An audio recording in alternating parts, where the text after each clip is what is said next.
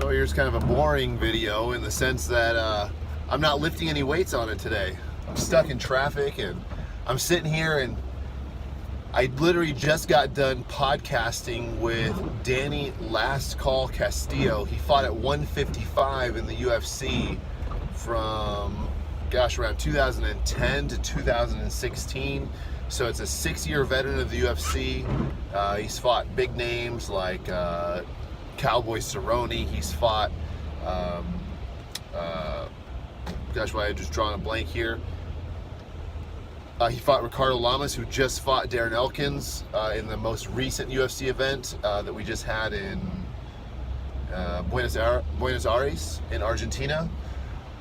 He fought for Team Alpha Male for his entire career and just got done talking with him. He's also a gym owner, or fitness boutique as he likes to put it, owner in Sacramento.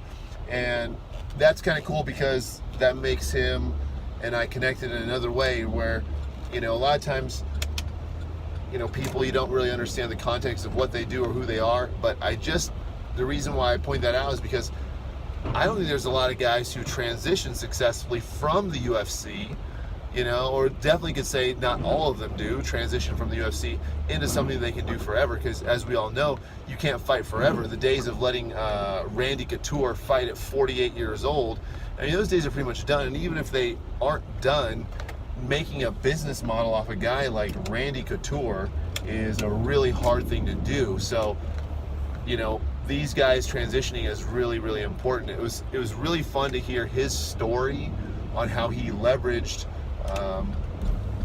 reluctantly some of his money from fighting into his studio in Sacramento.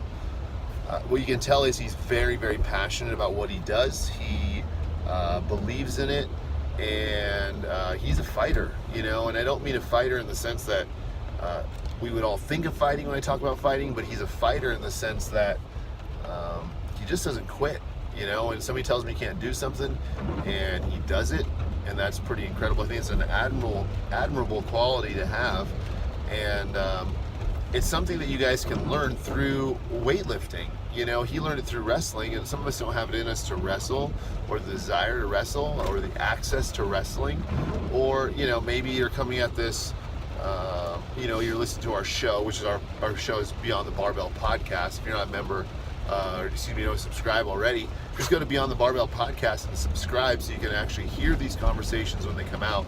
But maybe you're finding fitness as kind of that outlet, right? Because there's a little bit of competitiveness, there's things that you supposedly can't do, but through training and repetition and showing up to the gym every day, basically just putting in hard work, you are able to do all of those things, So there's a huge parallel to what happens there. I would just say this, that regardless of your ability level, learning how to fight in the figurative sense is a huge, huge thing to be able to do.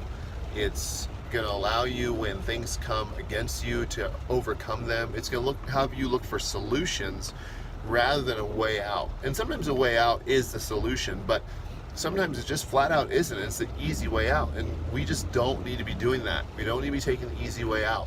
We don't need to take the hard way out in our training, right? Oh, there's a barbell that's too heavy for me. Rather than running from it, we decide we're going to train, or we're going to show up, or we're going to try. And then over time, we're able to do things that we didn't think we were able to do. So don't do that in other areas, whether it be business or professionally or your marriage. For crying out loud, if a barbell and learning how to overcome, hands-free set, learning how to overcome a barbell is something that is valuable, then it's for sure valuable to learn how to fight when it comes to your relationships, or character flaws that are holding you back in other areas of your life. So again, don't learn how to fight in the gym and then not learn that translates into everything else. Likewise, if you've had some success in your life, and maybe some adversity outside of the gym, and you come to the gym seems hard. It's kind of hard sometimes to talk yourself into pushing and pushing and pushing and working and working and working and becoming a better athlete.